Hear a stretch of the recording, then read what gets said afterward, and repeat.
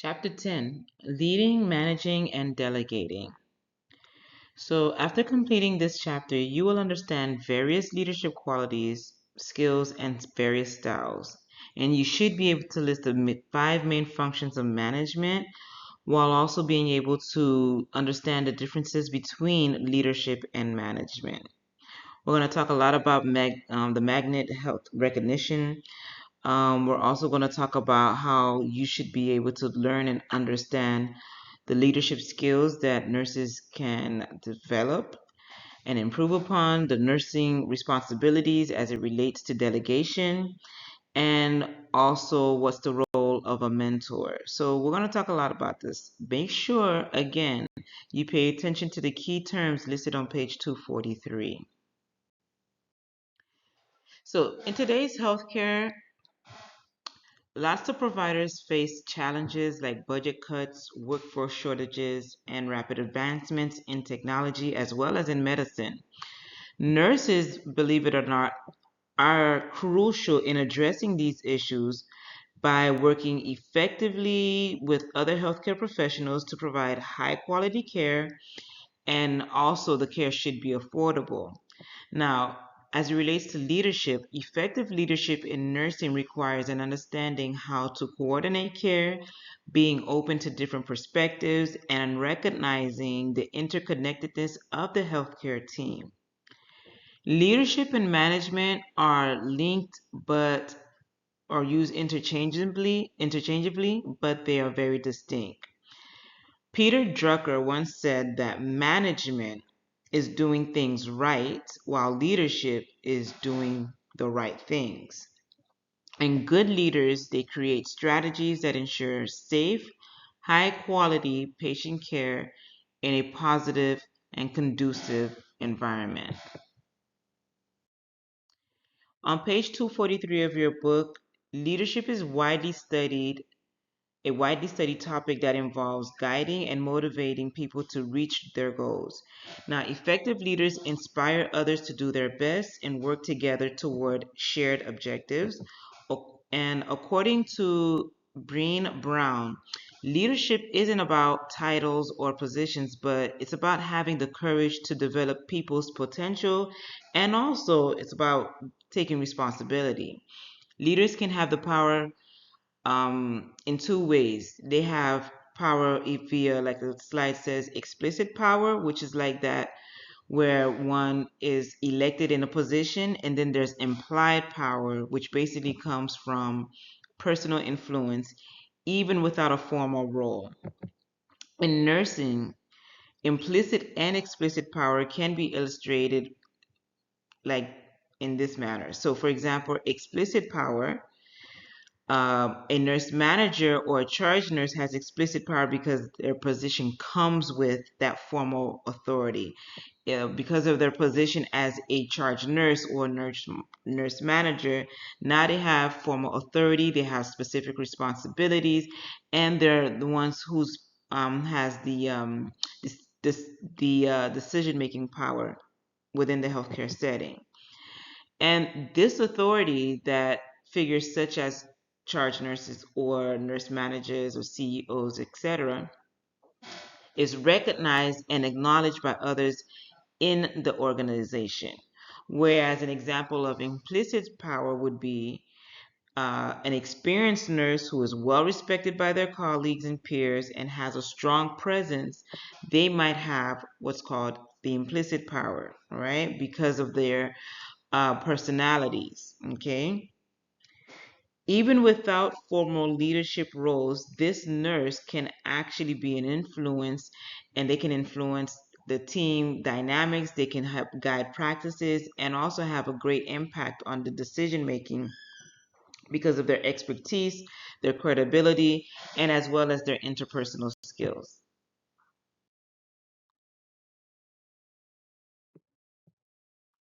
Now, people who admire leaders, I'm sorry, not who admire, but people often admire leaders who are charismatic, who are confident, inspiring. While not everybody can be as dynamic or as a dynamic, effective leader should have a positive self-image. Effective leaders also serve as role models. They also have a vision that motivates their team. Good leaders are critical thinkers. They make responsible decisions and they work hard to achieve goals while gaining support from others. They also value learning. They use their team's knowledge and they have to be or should be flexible because of the ever changing needs of either the patients or the staff. Leadership potential exists in all nurses and can be developed through either education as well as in practice. The American Nurses Association provides specific leadership guidelines for nurses, and using, if you go the checklist from box 10.1 on page 245, you can see how you can, this checklist can help you track your progress as it relates to you becoming a nurse leader.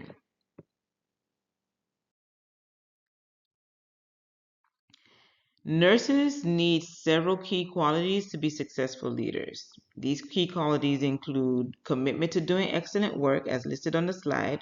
They should be um, they should have problem solving skills that has a clear vision.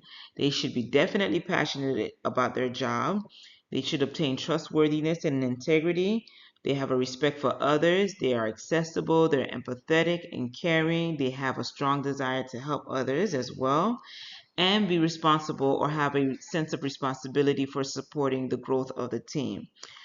Understanding yourself as an individual is crucial for the success in leadership roles, whether you have a formal position or not. And again, as Peter Drucker he stated that knowing yourself helps you find where you can make the most impact, whether you're a unit coordinator or an informal clinical leader.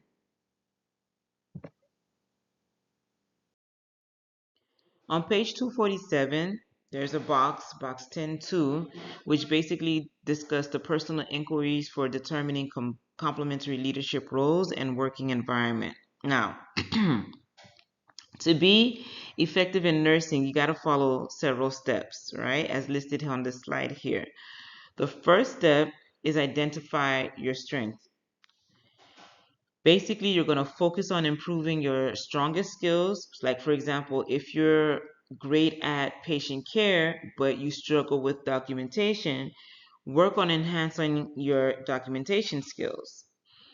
Address any bad habits that may be holding you back from being a successful leader. After you have identified your strength, now you want to go on to evaluating your work style.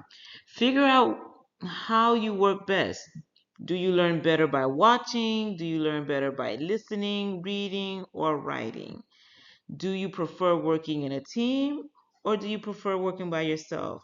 Knowing this helps you work more efficiently. For instance, if you learn best by writing, then keep detailed notes of patient care procedures. You could actually use these same concepts while studying for nursing. After you've evaluated your yourself, now you're going to clarify your values, right? So this way you're going to ensure your values align with your workplace. If a hospital's values clashes with yours, it might lead to some frustration. For example, if you value teamwork very much but work in a setting with poor team collaboration, consider finding a more compatible environment. You may want to try working elsewhere. After you have been able to clarify your values, now you're going to determine your role and contributions. This is where you're going to identify where you fit best, whether it's in a leadership role or as a support role, or preparing not only a support role, but also while preparing for opportunities that match your skill set. You want to be able to set practical short-term and medium-term goals to advance your career. So, for example, aim to become a charge nurse within a year of gaining relevant experience and training. This shows how you're growing within the profession. Once you've determined where you belong, now you want to lastly take responsibility for relationships, right? So this is where the nurse would build and understand relationships with colleagues and supervisors. Recognizing the strength and values and working effectively on effective communication to improve teamwork is very important. So for example, if you notice conflicts with a coworker, address the issues calmly and find a common ground to enhance collaboration. I would like to encourage you to look at the client scenario on page 247, reflect on it a little bit, and think of how you would have not assessed, but addressed that situation.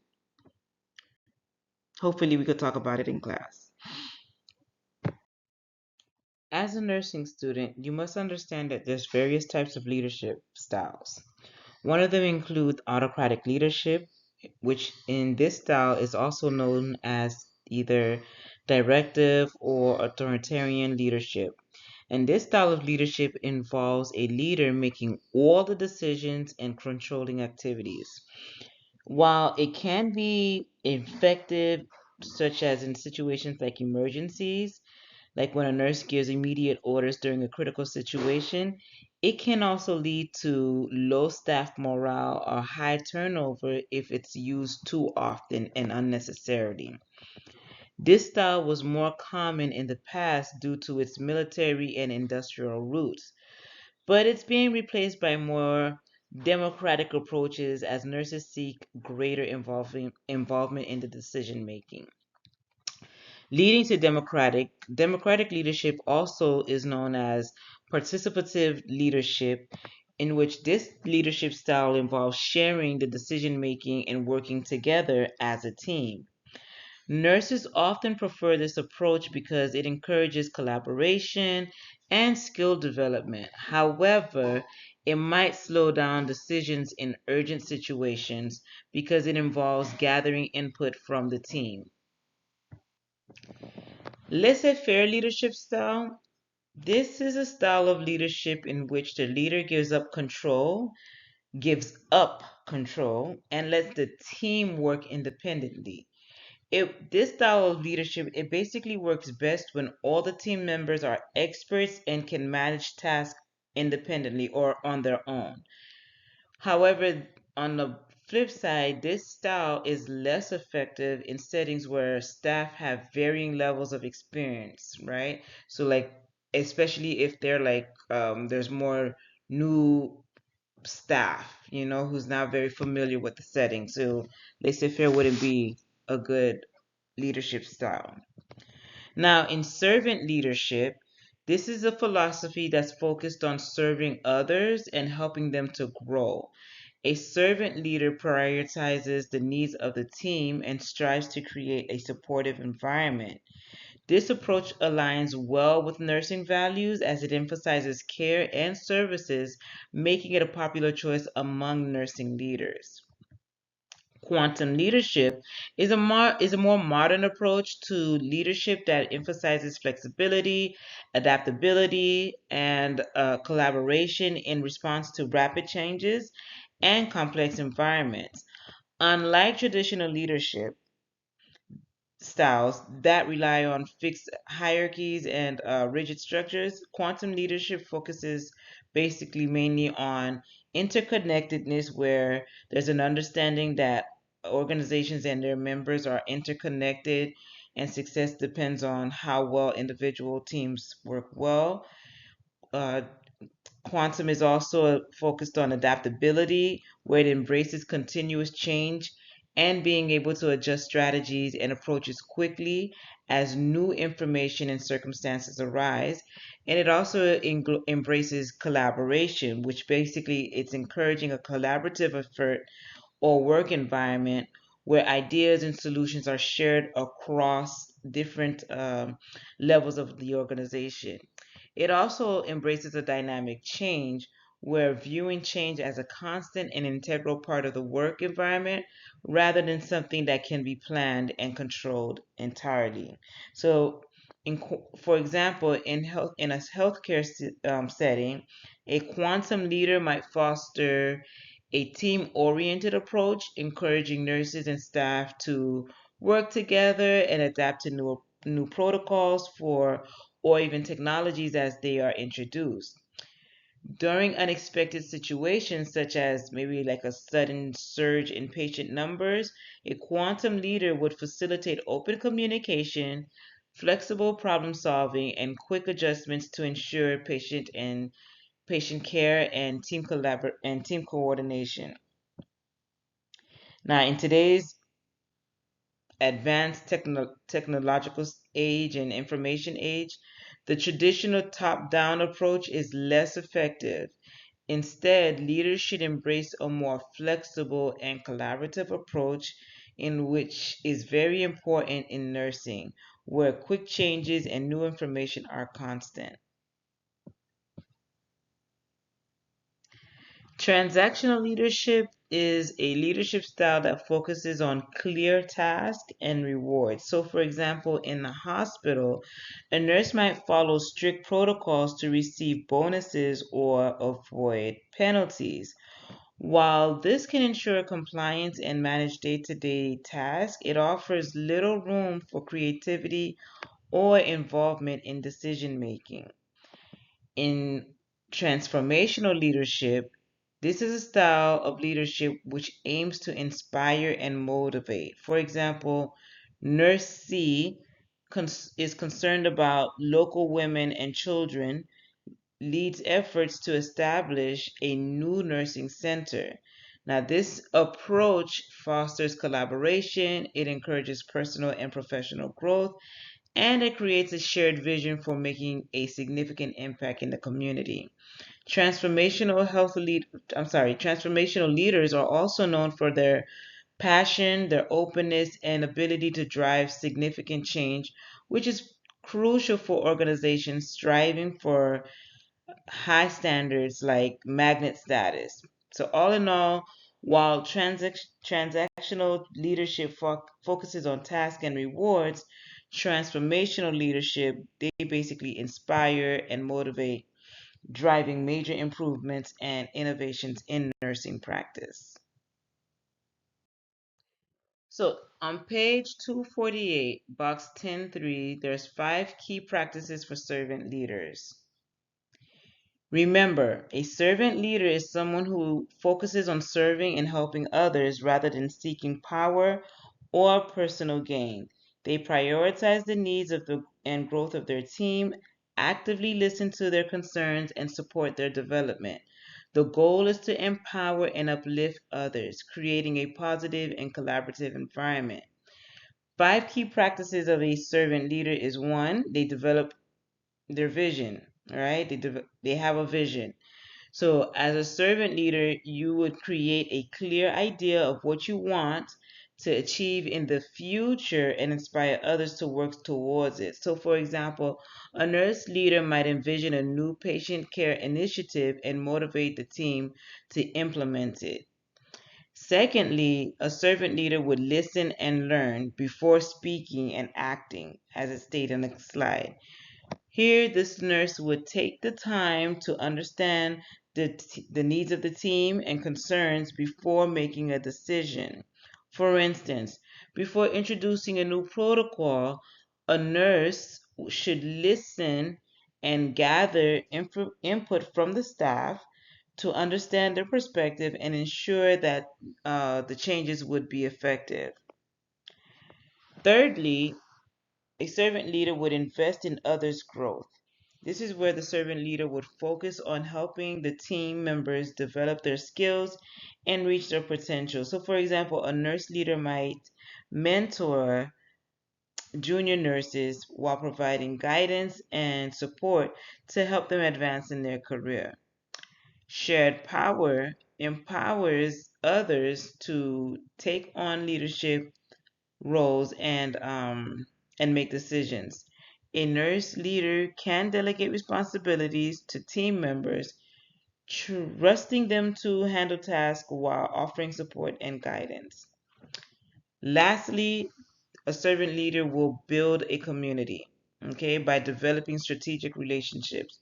Here, at this stage, the nurse would foster strong relationships and teamwork among the staff.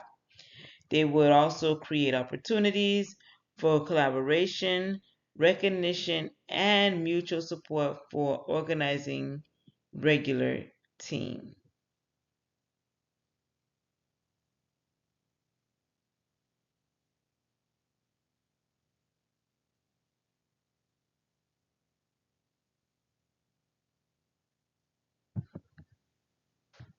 Meetings and celebrations can strengthen relationships and also boost morale.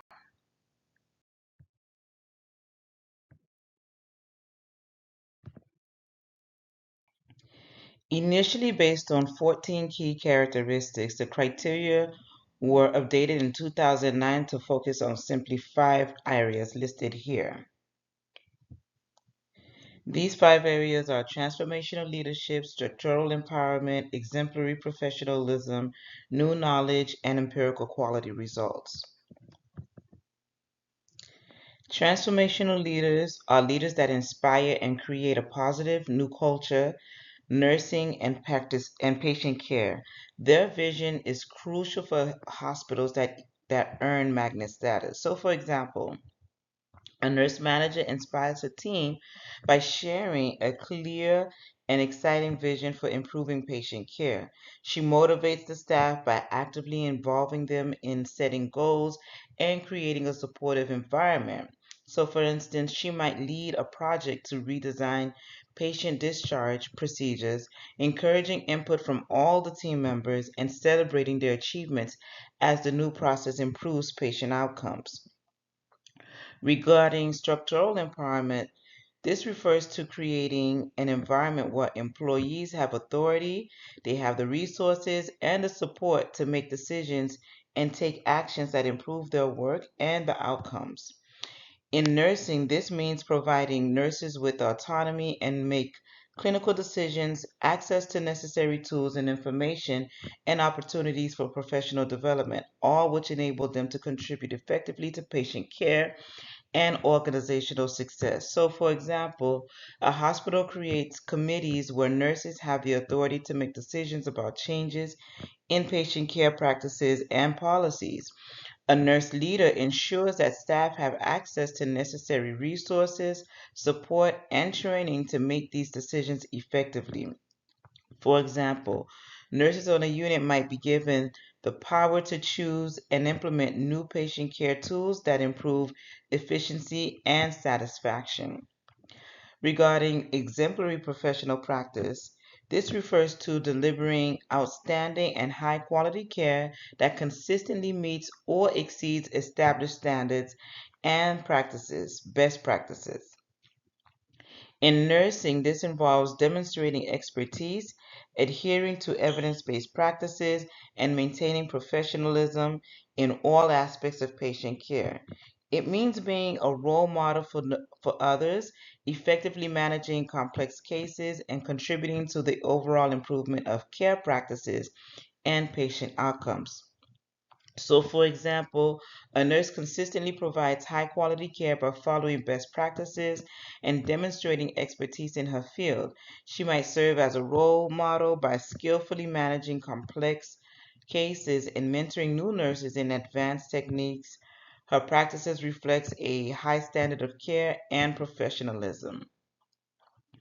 With regards to new knowledge, innovation, and improvement, this involves integrating the latest research findings, creative ideas, and advances into practices to enhance processes and outcomes.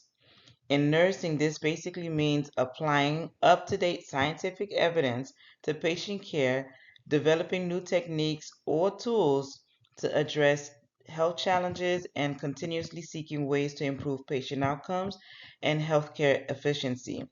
This approach helps ensure that care is current, that care is effective, and responsive to evolving needs. For example, what do we mean? A nurse researcher develops a new protocol for managing diabetes that incorporates the latest research finding. She introduces this protocol to her unit, trains her colleagues on its uses, and observes improvements in patient outcomes. This approach shows how new evidence and creative solutions can lead to better patient care. Regarding empirical quality results, these are measurable outcomes based on data and evidence that reflects effectiveness and the quality of care provided. In nursing, this basically involves using objective data such as patient health outcomes, safety metrics, and performance indicators to assess and demonstrate the impact of nursing practices and intervention. These results help evaluate whether care strategies are successful and identify areas for improvement. Let's say, for example, a nurse-led initiative to reduce patient falls involves collecting data on fall rates before and after implementing this new safety measure. After analyzing the data, the team finds that falls rates have significantly decreased, demonstrating the effectiveness of the changes. This use of data shows how improvement in patient safety highlights the importance of measuring and achieving high quality results.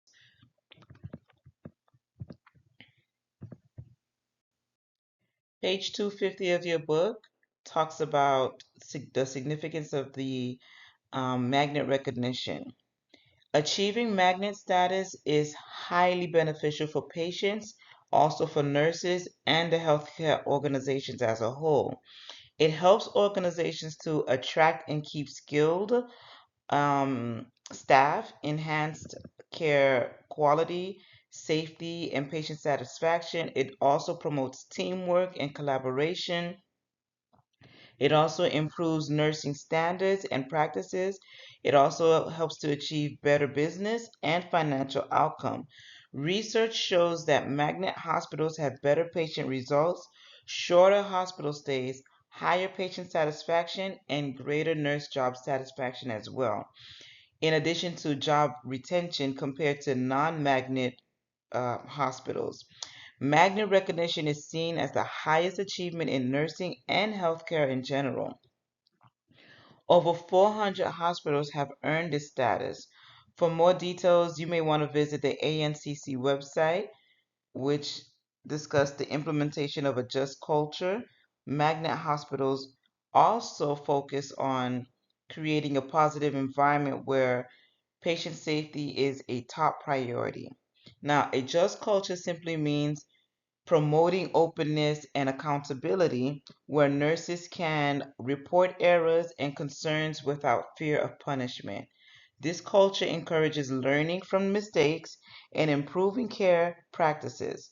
By combining magnet principles with just culture, healthcare organizations foster transparency, communication, as well as excellence in care. Nurses can be leaders by inspiring and guiding others, but some also take on formal management roles. Managers in healthcare are responsible for what you see listed here: planning. With planning, they're identifying problems and creating strategies to address those problems. With regards to organizing, they are gathering and managing resources to meet clinical and financial goals. Staffing is concerned with hiring, training, and scheduling staff, as well as developing the skills of those staff members. Directing is concerned about guiding the team to meet the goals despite challenges like budget constraints and staff shortages. And then you also have controlling, which is concerned with monitoring and evaluating and clinical quality and financial performances to ensure high standards. Nurse managers definitely serve an important role in the healthcare arena, but they also face many challenges. Nurse managers face a tough job balancing both clinical and management duties. They need to handle their unit's budget. They also have to provide high quality patient care. They have to mentor new staff, meet regulatory standards, and while also managing human resources. Now, despite these demands, the role can be very rewarding if there is good teamwork and support from colleagues and supervisors. There's a difference between leadership and management. Effective nurse managers need to combine leadership and management skills. Now, leadership basically focuses on motivating and empowering staff, while management is all about handling the details and ensuring the smoothness of operations, okay, or the workflow. A manager who doesn't lead well or a leader who lacks management skills can cause problems. So successful nurse managers must have a positive work environment, or they must be able to create a positive work environment. They must be also be able to solve interpersonal issues and lead effectively to ensure quality care and staff satisfaction. Overall, while all nurses can lead, those in management roles must handle these specific responsibilities in order to ensure quality care and effective use of resources. They must and being a manager or nurse manager specifically requires both strong leadership and management skills, along with a passion to improve patient care and support their staff. So, with regards to management structures, there's two concepts which regards um, centralized versus decentralized management in nursing. Now, centralized management is basically where decisions are made by top leaders or executives, and lower level staff follows those decisions. In a centralized management structure, senior managers basically make the decisions, and those in the lower ranks or who are lower in the hierarchy, they mainly implement those decisions without much input. So, what do we mean by that? Let's say, for example, with regards to decisions about the budget, the hospital's finance department decides on the budgets for nursing supplies and also the staffing levels. Nurse managers must adhere to those budgets constraints without input or any say so on how the funds are allocated. Let's say with regards to policy changes, another example would be any changes to the hospital-wide policies such as infection control protocols or patient safety regulations are determined by senior hospital executive, and nurse manager and the staff must implement those policies as directed. So there's many other examples with regards to centralized, let's say staffing decisions. Okay, senior management or human resources, they may make the decisions about staffing levels, including the number of nurses needed on each unit or each shift. And nurse manager receive these staffing plans and just adjust and must adjust their schedules accordingly. Now, on the flip side, you have decentralized management. Okay, this is where decisions are made by those closest to the issues like frontline staffing or frontline staff, giving them more control and input. A decentralized management structure, this simply allows those with the most knowledge about the specific issues like nurses to make, they are the one that's going to be making the decisions.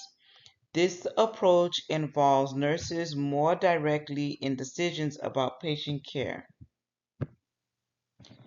Nurse managers in decentralized systems handle their unit's patients' numbers, they take care of staffing, supplies, and even the budgets. This setup encourages nurses to take more responsibility and feel accountable for their decisions. Let's say, for example, when it comes to clinical decision making.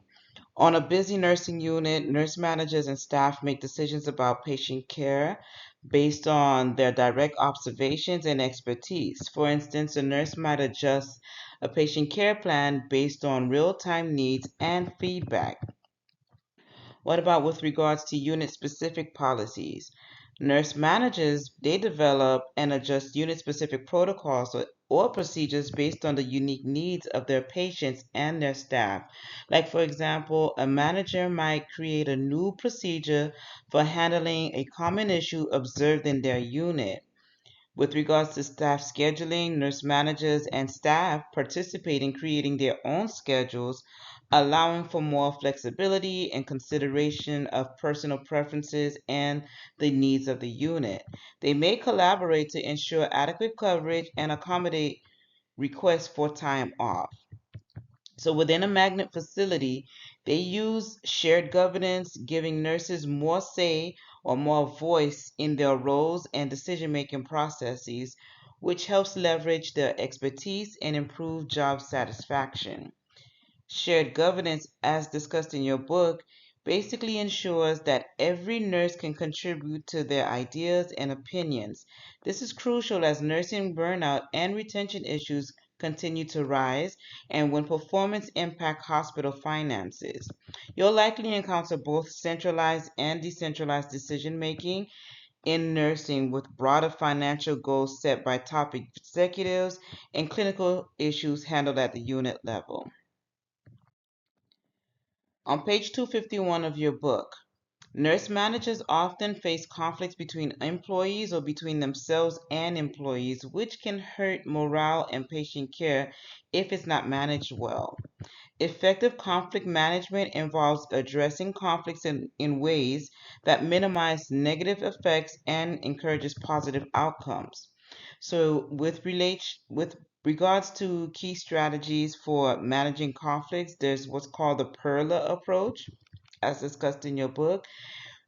This approach is basically a method that helps resolve conflicts by creating a connection with others. It involves presence, which is basically being fully present with the person. E for empathy, which is basically understanding their feelings. A for acknowledgement, which is basically recognizing their concerns. And R for reflect or reframe, which is basically thinking about the situation from a different angle. And then there's L for listen openly, which is about hearing what has to be said. And then A, which is for asking questions, which is about clarifying the needs and viewpoints. Now, also, there's managing your reactions, which basically recognizes your physical reactions to stress, like racing heart, okay, like a racing heartbeat. Take a few deep breaths and avoid rushing to solve a problem. You will first want to understand what the other person needs before reacting. Also, with regards to conflict management, there's the matter of conflict resolution styles. There's different styles in which one can resolve conflicts.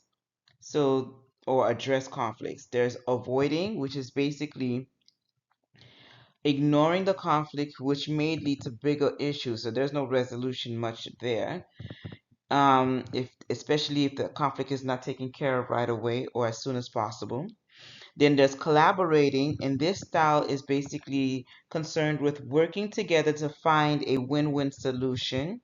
And then there's competing, where one party wins often at the expense of the other party. There's also compromising, which involves both parties giving up something to reach the middle ground. There's also cooperating or accommodation, in which one party lets the other win, hoping for future reciprocation, okay, or reciprocity. Smoothing is about emphasizing an agreement and downplaying disagreements just for the sake of reducing any negative emotion. So in nursing, let's say for example, nurse C notices that nurse J has a lighter workload. Feeling it's unfair, nurse C asks nurse S, who's the charge nurse, for a change but is turned down. Nurse C then approaches nurse P, the nurse manager, and nurse P can resolve or address the matter by either avoiding it.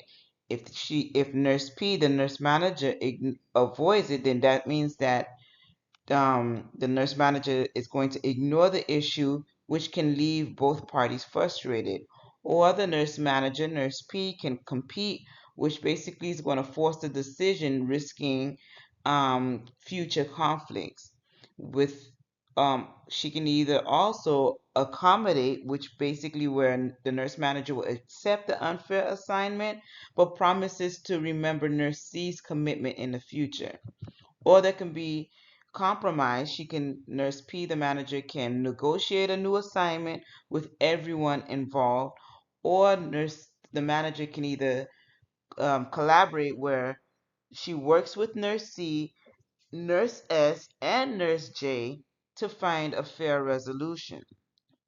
Or another way to help address the matter, she can smooth, where the nurse manager, nurse P, will compliment everyone to reduce tensions but not resolve the underlying issues. Each manager has different ways in which they address matters. Page 252, box 10.4 talks about conflict resolution strategies, and we basically talked about them already in the previous slide: avoiding, collaborating, competing, compromising, and cooperating and smoothing. So I won't go over it again.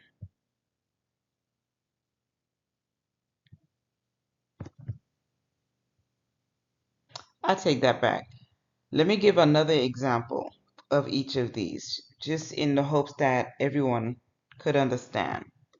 So let's say, for example, in conflict resolution strategies, in avoiding.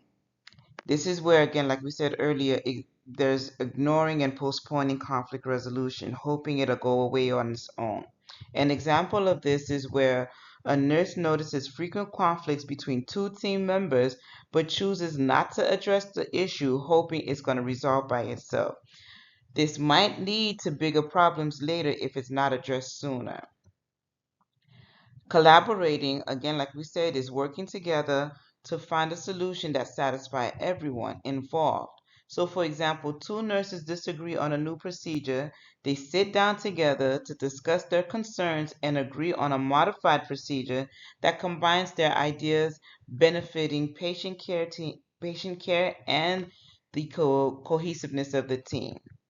With competition, this is where one party wins at the expense of the other, often used when there's a strong need to be right and or resolve an urgent issue. Let's say, for example, a nurse manager insists on a new policy that some staff disagree with. The manager enforces it despite opposition, prioritizing compliance over staff concerns. With compromising, like we said, is where both parties give up something to reach a middle ground. So, for example, two nurses have conflicting views on shift schedules. They agree to alternate shift to balance their preferences, giving up some personal convenience just for the sake of mutual agreement. In cooperation or accommodation, again, one party yields to the other's demands, potentially to maintain harmony and hopefully build goodwill. So, an example of this would be a nurse allows a colleague to take the preferred day off in exchange for future favor or to maintain a good working relationship. With smoothing, this basically again involves minimizing conflict by focusing on agreements and positive aspects rather than the disagreement itself, right? So, for example, during a staff meeting, a nurse manager praises everyone for their hard work while avoiding the underlying issues of the team's recent disagreements, thus reducing tension temporarily. Now, these strategies help managers to manage and resolve conflicts effectively in nursing and other work settings as well. Change involves altering or improving something, and it can be planned or it could also happen unexpectedly. One thing for sure, change is always going to come. That's a constant. In nursing and in healthcare, change is constant and will continue to increase. Factors driving this change includes the growing number of older and chronically ill patients, more government and industry involvement, rising costs, and shifts in how care is delivered. Now, to address these challenges and improve patient care, healthcare needs ongoing innovation and adaptation. Now, nurse managers play a key role by assessing the need for change and leading by example, supporting and guiding their teams through the process of implementing these changes. Page 252, which talks about the change theories like that of Lewin's theory of change, outlines how change happens in three main stages. First, there is the unfreezing, which basically recognizes the need for change. There's the moving, where then you go by planning and starting the change, and then there's the refreezing, in which you make the change a regular part of the process. Now, in nursing, these stages help transform practices. For example, childbirth practices in the United States were once highly medicalized, okay, with routine interventions and restricted access for family. Now, recognizing the need for more natural approaches, here goes the unfreezing. Now, researchers and practitioners planned for new options. That's the moving phase, the planning. Now, leading to a widespread adoption of natural childbirth practices today, hence the refreezing. Another example would be, let's say, someone who doesn't follow a healthy lifestyle until a health issue arises. This is the unfreezing because the health issue arises, that's the need for change, is recognized.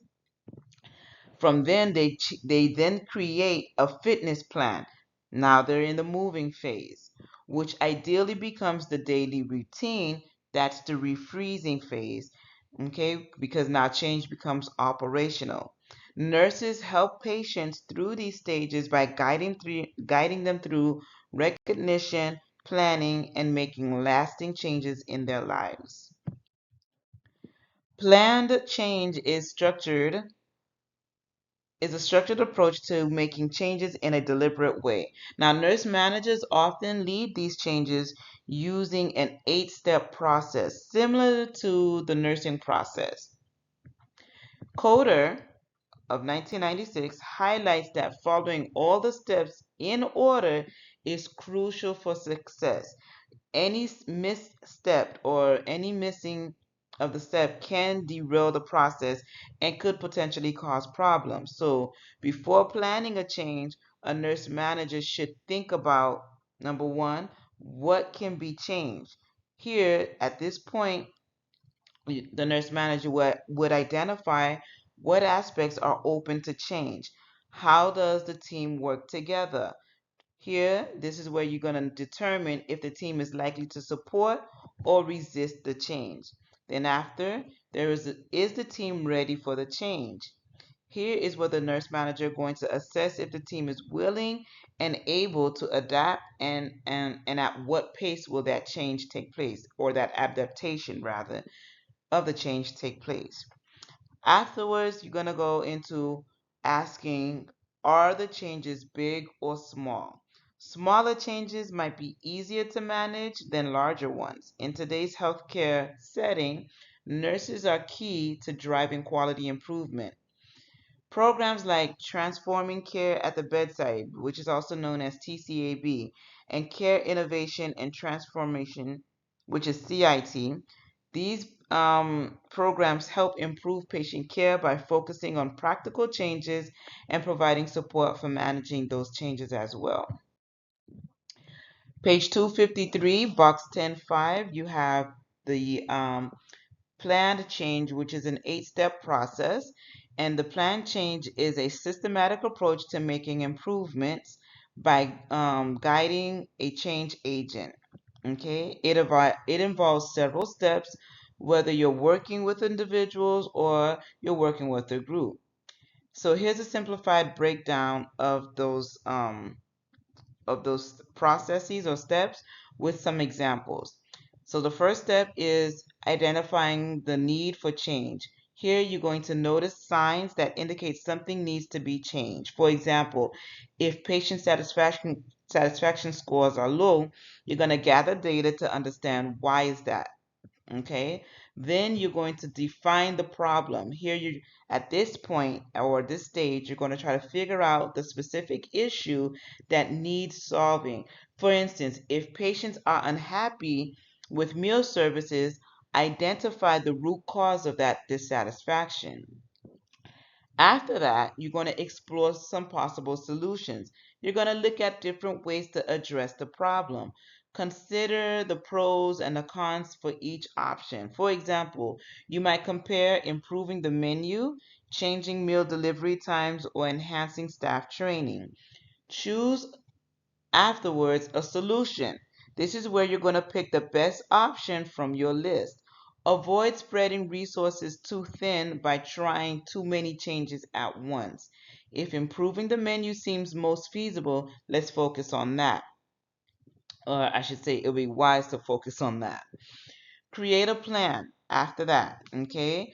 Once you have done make the choices, now you're going to create a plan in which you're going to develop a detailed plan for implementing the change. Set clear goals. You want to outline those steps, establish a timeline, and select appropriate team members to help. So for example, let's say you want to plan how to introduce a new meal option, including staff. You would include staff training and communication with the patients. After that is done, you will implement the change. Put your plan into action. You have to be flexible and ready to address any unexpected issues that may arise. So, for example, start offering new meal options and be prepared to tweak the plan based on the feedback. After that is done, you will evaluate the results. Check if the change has achieved the desired outcomes. You will compare results with your initial goals and make adjustments if needed. For instance, if patient satisfaction improves but not as much as expected, consider further refinements. After this point, sustain the change or stabilize the change as stated in the PowerPoint slide. Ensure that the change becomes a permanent part of practice. Keep monitoring and supporting the new system until it is well established. For example, continue to gather patient feedback and make improvements as necessary. By following these steps, nurse managers can effectively implement changes that enhance patient care and improve overall satisfaction. People often resist change for a plethora of reasons. Some of them are listed here. It may seem as a personal threat or a threat to self. Okay? The change can feel like a personal threat, such as a loss to self esteem, increased workload, disruption of relationships. For instance, when hospitals started using more assistants for routine tasks, nurses were concerned about extra responsibilities for supervising these aides and the potential for their job loss. Then another reason for resistance to change is the lack of understanding. Resistance can arise from not understanding why the change needs to be made. People need to be informed and involved to accept it. For example, nurses might resist using care plans if they don't see how they benefit patient care. Then there's the low tolerance for change. Some people find it hard to adapt to constant changes and may resist due to the emotional strain. For instance, a nurse might be uncomfortable with new procedures because it causes temporary confusion. Disagreements about benefit could be another reason why people resist change. Here, if there is a mismatch between what was between what the change agent and what the staff knows, resistance may be justified. What do we mean? Let's say, for example, a health plan that works well in one area might not be so effective in another area due to different needs, causing resistance from local staff. And another reason for resistance, it could be because of fear of increased responsibility. People might resist change if they fear it will lead if they fear it will add to their responsibilities and feel unprepared for it. For example, a nurse might be anxious about the new task that seems overwhelming, so that may lead to resistance. Resistance to change can vary from mild to strong and can either be subtle or even direct. Addressing this resistance is the key part of leadership and involves using your leadership skills and understanding the group dynamics to guide people towards the desired outcome. Here are some tips for nurses to effectively manage resistance to change. First, you want to clearly explain what's going on. Here, you're going to describe the change in simple terms so that everyone understands what's going on. Then you might want to highlight the benefits. Show how these changes may benefit both individuals and the groups. So how it may benefit or how it may benefit anyone involved. Okay? You also want to connect values, right? Relate the change to existing beliefs and values of the group. You also want to encourage communication, okay? Like it says on the slide, provide opportunities for open communication and feedback. But providing ways by doing the you do this by providing ways for people to ask questions and you allow people to give feedback. You also want to outline the evaluation, okay? Clearly explain how success of change will be measured.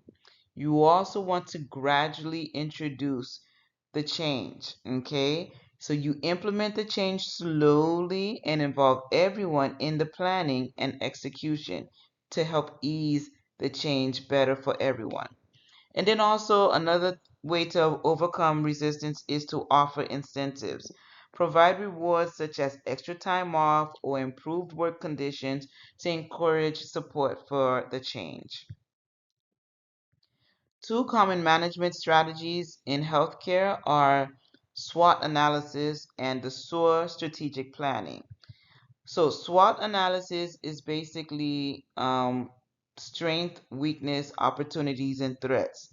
So with strength, you identify what your organization does well, or what your team does well.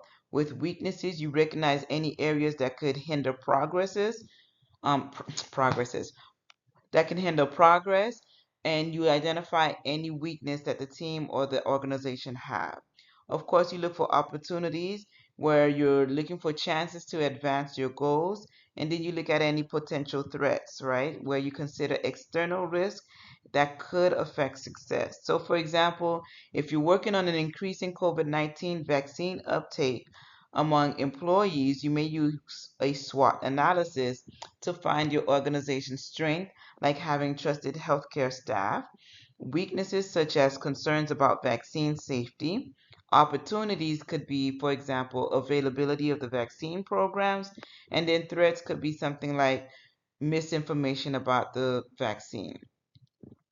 Now, with the SOAR analysis as listed here on the slide, this involves strength, which basically focuses on what your organization does well, opportunities, looking for positive chances to grow, aspirations is a development of a vision for future goals, and then you have your results, which basically defines what success looks like, right?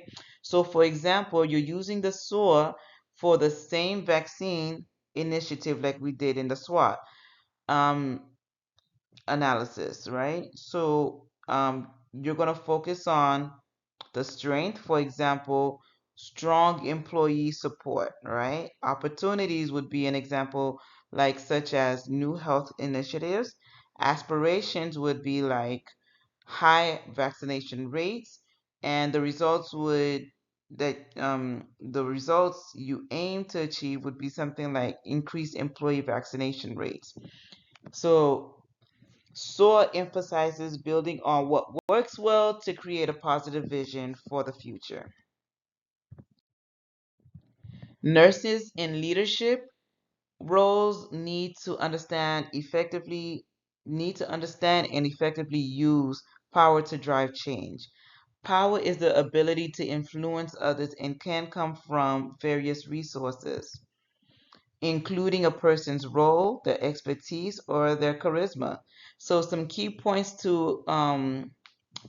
to acknowledge would include recognizing key influencers, like identifying and gain support from influential people who can help drive change. These key power players often have the ability to influence others due to their skills or leadership qualities. So you utilize nursing strength, and nurses do this. Well, let me say this: nurses have inherent power to improve care and drive change. So factors that enhance nursing's impact includes what's listed on this slide here. Timing. You addressing issues like healthcare errors and access can leverage nursing's role in reform, and you want to do that in the right timing. Size of the profession. This is like with millions of RNs, nursing has a strong collective voice, and nurses we're big in numbers, okay, and we do more when we're unified in numbers too. Public trust. This is where high trust in nursing boosts its credibility. Education, like it says in the slide, and expertise. This advanced education and practice roles strengthens the nursing profession. Unique perspectives is concerned with the combination of caring and evidence-based practice, in which all of this enhances the quality of the nursing profession. Empowerment through leadership. We like it says in your book, transformational leaders boost their teams by fostering, learning, and recognizing the values of nursing work. This helps prevent frustration and retention issues among nurses.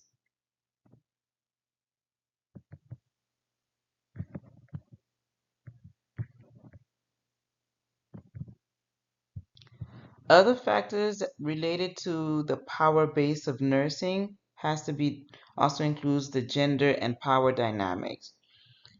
The changing landscape values communication skills across genders, breaking the traditional barriers. Now, effective power management now incorporates diverse approaches for better outcomes. For example, a nurse leader advocating for new patient safety initiative might enlist influential colleagues to gain their support using the nursing profession's large size and the public trust to push for change and rely on advanced practices skills and to lead the effort, I should say, effectively. Nursing leadership starts with providing individual patient care, guiding patients through their care plans using strong communication and problem solving skills. New nurses may find managing even one patient challenging. Practical advice on organizing clinical responsibilities can be found in Chapter 18 of your book, um, of the student guide. Now, effective time management is crucial for all nurses.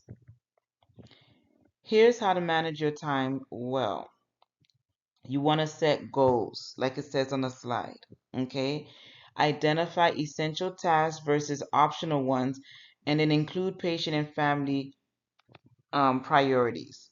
You assess needs, okay? Ensure your goals meet the patient need ensure your goals meet the needs of the patient, and you coordinate with team members to support each other. Creating a timeline, as it states on the third bullet here, here's where you're going to assign specific times for tasks so you can avoid falling behind.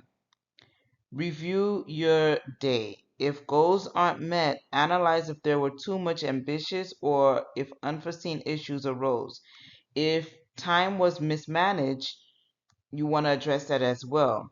Use this to improve future planning. So, for example, if nurses find they didn't complete all their tasks, they should review what went wrong, whether it was an unrealistic plan or unexpected patient needs or poor use of time.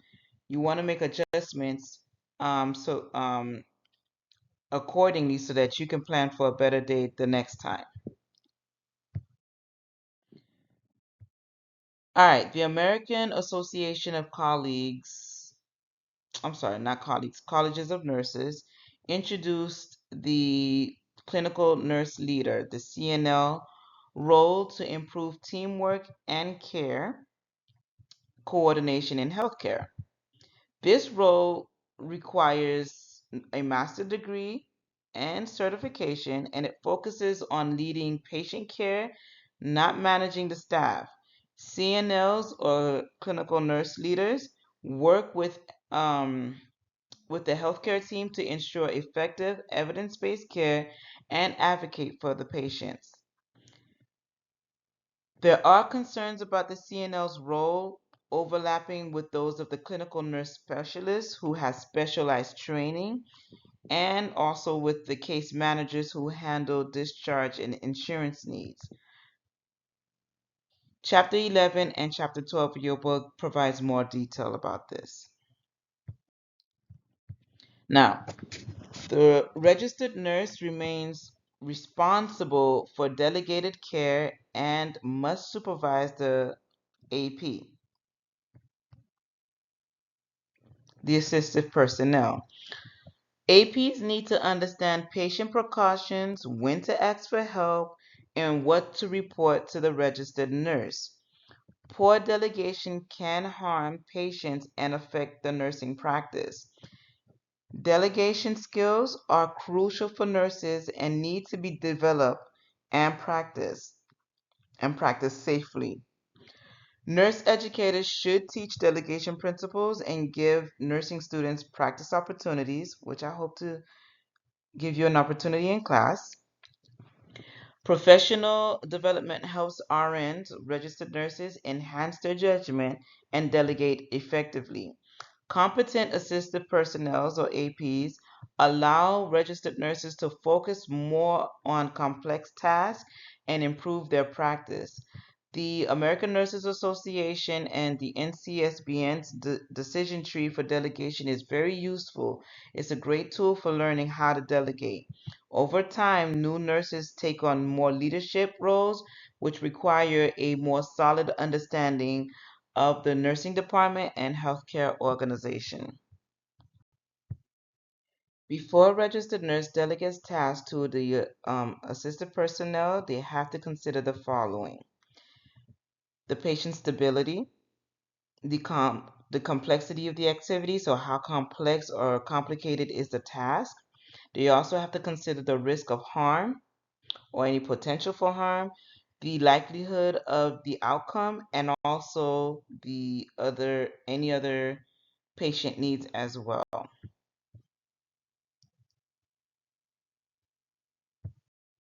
Page 261 of your book discusses the responsibilities of a leader. Now, understanding administrative structures and leadership training for nursing administration or the structures is very important. You got to have a knowledge of the administrative structure, which includes the nursing department, right?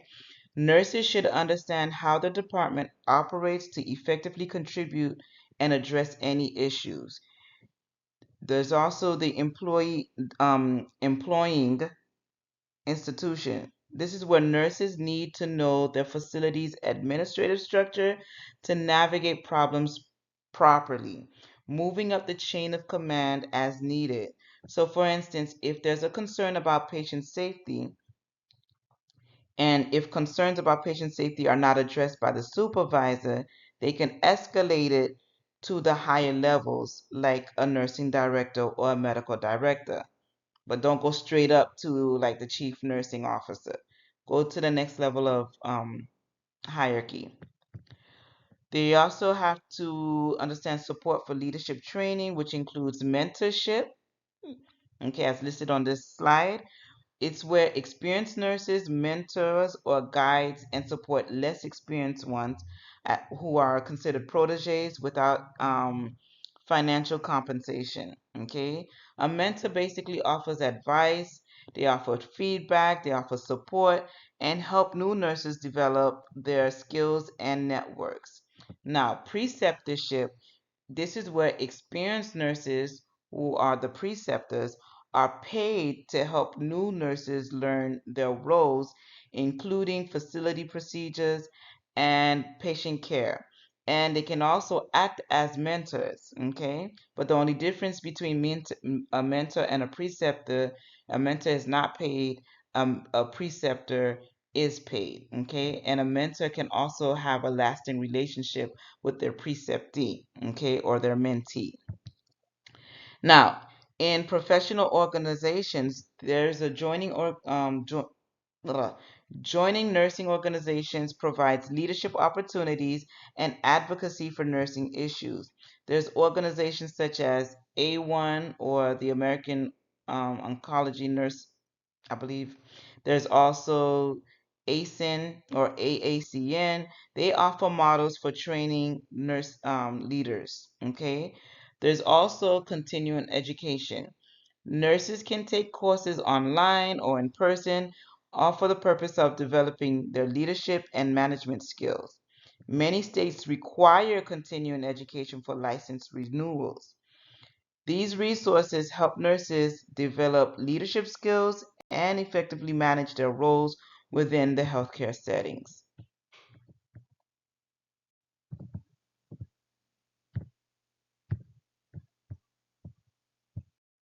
Let's discuss building resilience in nursing. Nurses need strong leadership and resilience to handle the demanding nature of their work. To develop resilience, consider these tips. Start and end each day with gratitude. That cannot be overstated. Okay? You also want to practice mindfulness by focusing on the present. Accept that some issues simply can't be fixed. Okay? It is what it is. Okay? Value the importance of being connected and present. Take regular breaks to stretch and breathe deeply. Okay? This will help you keep your sanity. Reflect on what brings you joy. Maintain a hopeful and positive outlook as well. Okay? These can help you to develop resilience. Now, according to a New York Times article, optimism, a moral compass, a spiritual beliefs, flexibility, and strong social connections. All of these are key to building resilience. Quality personal relationships, especially with caregivers, are also crucial to helping nurses build resilience. And then you also have to deal with the clinician burnout. Clinician burnout is not limited to just physicians or nurses, but any healthcare provider. And this includes workplace syndrome resulting from chronic job stress, high personal costs for the individual clinicians, high social and economic costs, and it can also involve threats which also threatens the achievement of healthcare quality. There's also emotional exhaustion where you feel that basically fatigued and tired. There's depersonalization, loss of a sense of personal efficacy where you don't feel important or valued. And then there's also, with clinical burnout or clinician burnout rather, there's this barrier to professional well-being. Okay, and all of this can lead to clinician burnout. And this ends our chapter presentation.